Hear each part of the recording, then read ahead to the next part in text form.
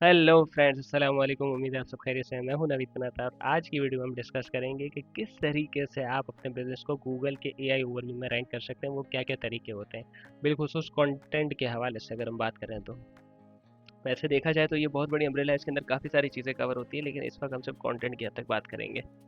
अब आपको एक चीज़ दिख रही है, देखिए मैं आपको दिखाता हूँ क्या है। ये देखिए, ये मेरे क्लाइंट है, ये एम इफेक्ट, ये यूएसए टेक्सास में इनका सैलून है, ठीक है।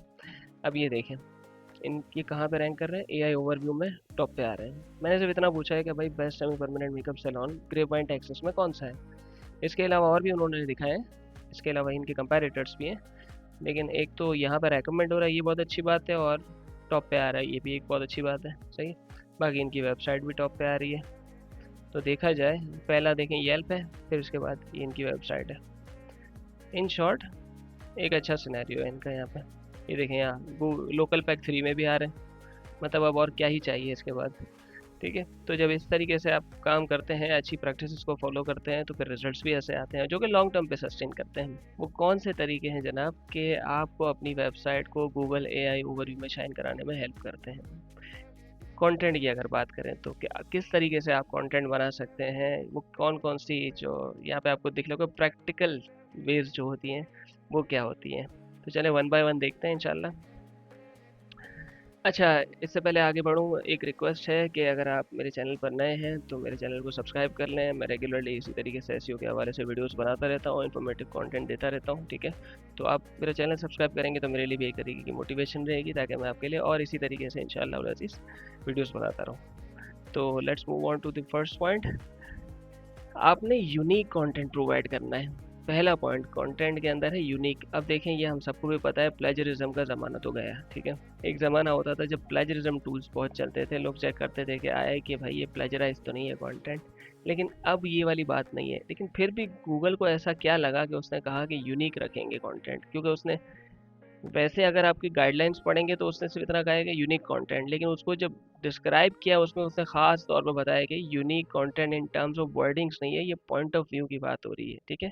जैसे मिसाल के तौर पर मैंने एक यहाँ पर मिसाल मेंशन की है, how to make coffee at home. ये एक नॉर्मल सा एक जेनेरिक पॉइंट ऑफ व्यू है। आपका इस टॉपिक को लेके एक अलग जाविया क्या हो सकता है, वो ये देखें, I tried 5 coffee methods for a month, here's the one I stuck with. अब यहाँ पर अब देखिए उसने क्या कहा है, मैंने अलग अलग मुख्तलिफ तरीके से कॉफ़ी बनाने की कोशिश की, और ये तरीका जो है मुझे लगा कि मेरे लिए ज़्यादा सूटेबल है।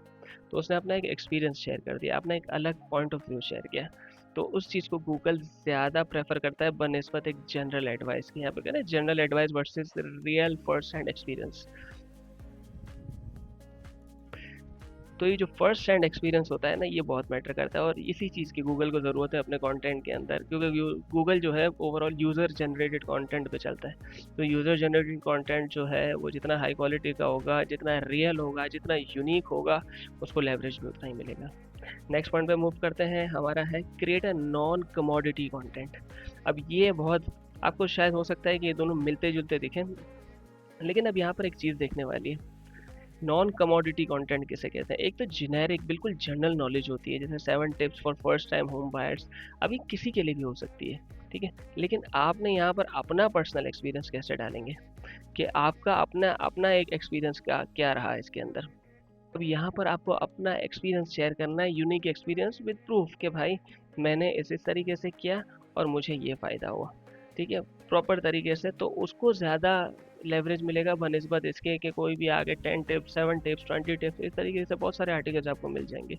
लेकिन इस तरीके के आर्टिकल्स आपको बहुत कम मिलेंगे जिसमें लोगों ने अपनी केस स्टडीज शेयर की हैं। अब यहाँ पर क्या है, इन्होंने इंस्पेक्शन को वेव ऑफ करके $8,000 बचा है, which is a completely specific point, ठीक है।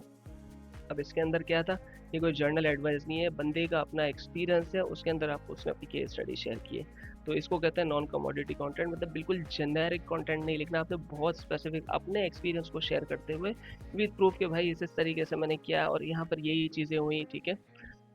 फिर इसमें कुछ स्क्रीनशॉट्स डाल देते हैं, कुछ पिक्चर्स डाल देते हैं लोग अपनी पर्सनल, जैसे प्रॉपर आर्टिकल जो लॉन्ग फॉर्म आर्टिकल्स लिखते हैं लोग अपने एक्सपीरियंसेस को शेयर करते हैं, अपनी पिक्चर्स वगैरह भी डालते हैं इसके अंदर, अपनी पर्सनल नहीं तो अपने जो इवेंट, अपने जो सिनेरियो है उस हवाले से, जिस टॉपिक पे बात हो रही है उस टॉपिक के हवाले से रेलेवेंट पिक्चर्स ऐड करते हैं। तो वो चीज़ गूगल को बहुत ज़्यादा अपील करती है, क्योंकि ज़ाहिर सी बात है यूज़र को उसने बेस्ट एक्सपीरियंस देना है, तो उसके लिए खूब से खूब तर क्वालिटी उसको डिलीवर करनी होगी। अब नेक्स्ट पॉइंट आ जाता है कि आप कंटेंट को ऑर्गेनाइज किस तरीके से कर सकते हैं।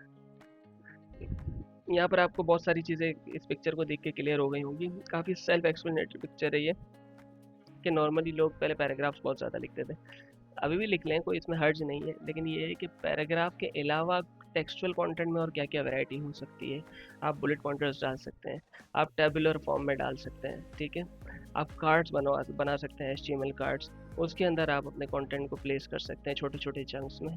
तो जब ये कंटेंट में आप वैरायटी डालेंगे इस तरीके की, तो सर्च इंजन्स के लिए भी पढ़ने में उसको आसान होगा, अंडरस्टैंडिंग आसान होगी, और यूज़र के लिए भी पढ़ने में अपीलिंग होगा, बजाय इसके कि यूज़र के सामने आप इतना बड़ा बंच ऑफ टेक्स्ट रख दें जिसको वो स्टार्ट तो करे, फिर वो ये सोचे कि भाई ये ख़त्म कब होगा, और उसको स्किम थ्रू नहीं कर सके। क्योंकि आपको यूज़र के लिए, देखिए कोई भी आता है ना जब वेबसाइट पे, हर किसी के पास इतना टाइम नहीं होता कि आके पूरा का पूरा आर्टिकल 1.5 घंटे तक बैठ के पढ़े, उसको स्किम करना होता है। तो उसके लिए स्किम करना आसान हो जाता है, फ़ौरन मेन हेडिंग्स पढ़ेगा, सब हेडिंग्स पढ़ेगा, पहली लाइन पढ़ेगा, उसको अंदाज़ा हो जाएगा कि किस बारे में बात हो रही है। तो उसको जो रिक्वायर्ड इन्फॉर्मेशन है ना, स्किमिंग के थ्रू ही मिल जाए।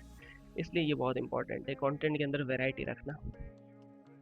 हमारा नेक्स्ट पार्ट है, जब कंटेंट की बात कर रहे हैं तो हम सिर्फ टेक्सचुअल कंटेंट की बात क्यों करें, हम विजुअल कंटेंट की भी बात कर सकते हैं। उसके अंदर इमेजेस आ जाती हैं, वीडियोस आ जाती हैं, इमेजेस के अंदर भी इन्फोग्राफिक्स आ जाते हैं, ठीक है।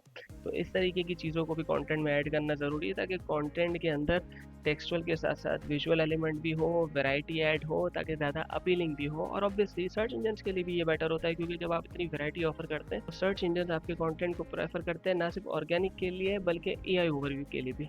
क्योंकि AI ओवरव्यू में रिकमेंडेशंस होती हैं, और रिकमेंडेशन सिर्फ अच्छी क्वालिटी को मिलती है। तो आप वो क्वालिटी डिलीवर करेंगे तो आपको रिकमेंडेशन मिलेगी। It's a simple give and take task.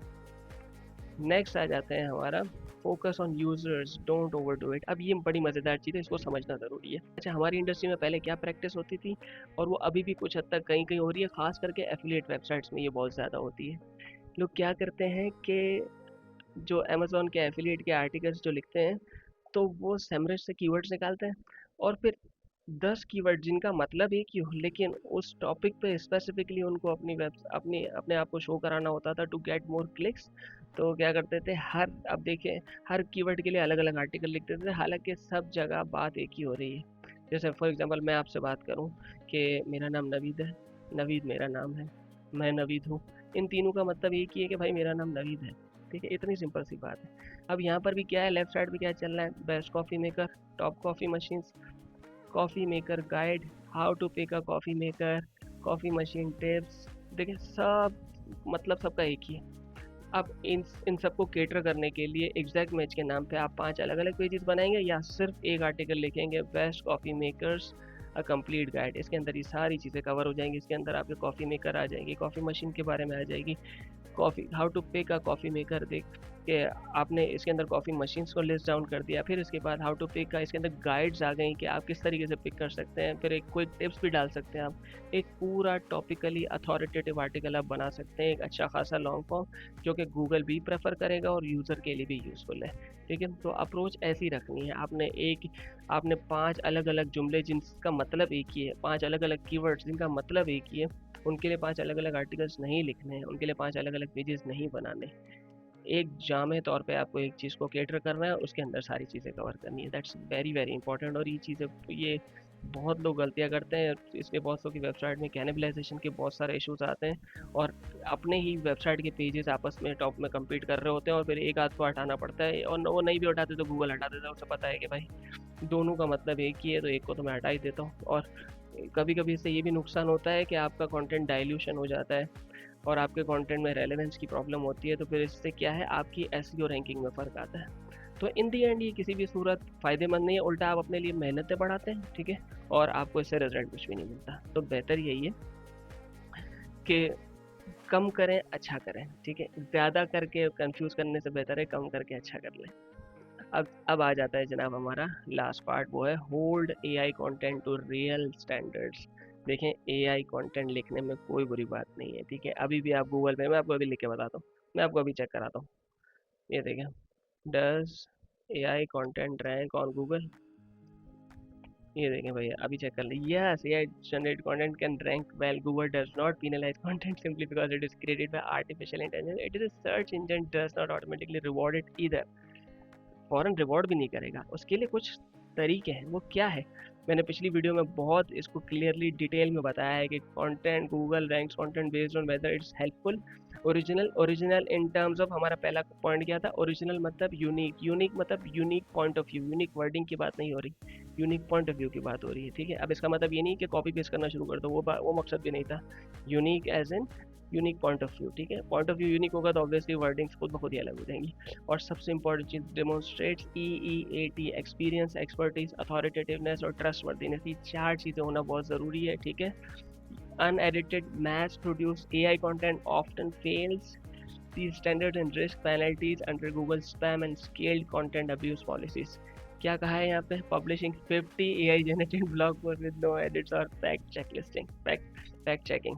जाहिर सी बात है, अगर आप 50 या 100 या 500, क्योंकि अब तो AI आ गया है ना, अब तो भरपूर तरीके से कंटेंट आसानी से जनरेट हो सकता है, लेकिन उसका फ़ायदा नहीं होगा अगर वो आंखें बंद करके जनरेट हुआ है, ठीक है। टॉपिक्स आपस में टॉपिक्स आपस में मीनिंग वाइज ओवरलैप कर रहे हैं, ठीक है। कंटेंट प्रॉपर डिलीवर नहीं हो रहा, कंटेंट का कोई पर्पस नहीं है, ठीक है।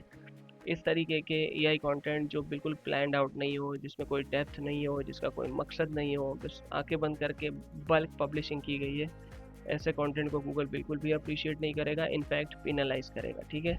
बेहतर ये है एआई से बेशक ड्राफ्ट करवाएं, इसको आपने चेक करना है, प्रॉपर तरीके से चेक करना है, उसके अंदर फैक्ट्स वगैरह एनालाइज करने हैं, चेक होके फिर उसके बाद उसके अंदर पर्सनल इंसाइट्स ऐड होंगे।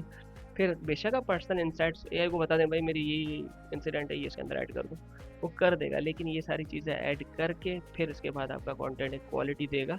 इसमें कोई शक नहीं है कि एआई बहुत फास्ट लिखता है, लेकिन वो आपकी पर्सनल जजमेंट को कभी भी रिप्लेस नहीं कर सकता है, ठीक है। तो आपने अपना पॉइंट ऑफ व्यू उसके अंदर रखना है। तो उम्मीद करता हूँ आपको ये कंटेंट हेल्पफुल लगा। अगर आपकी अपनी वेबसाइट है, उसके हवाले से आपको एसईओ में कोई हेल्प चाहिए, कंसल्टेंसी रिक्वायर्ड है, तो आप मुझसे रब्ता कर सकते हैं। मेरी कॉन्टैक्ट इन्फॉर्मेशन सामने आपको दिख रही होगी स्क्रीन पर। और अगर आपने मेरे चैनल को सब्सक्राइब नहीं किया हुआ तो इसे सब्सक्राइब करें, मैं रेगुलर बेसिस पे इस तरीके की हेल्पफुल और यूजफुल वीडियोस बनाता रहता हूँ। मेरी वीडियोस को लाइक करें, शेयर करें, चैनल को सब्सक्राइब करें। इंशाल्लाह फिर हाजिर होगा मजीद यूजफुल इन्फॉर्मेटिव टॉपिक के साथ। तब तक के लिए नवीद के नादरा को दीजिए इजाज़त। अस्सलाम वालेकुम वरहमतुल्लाह।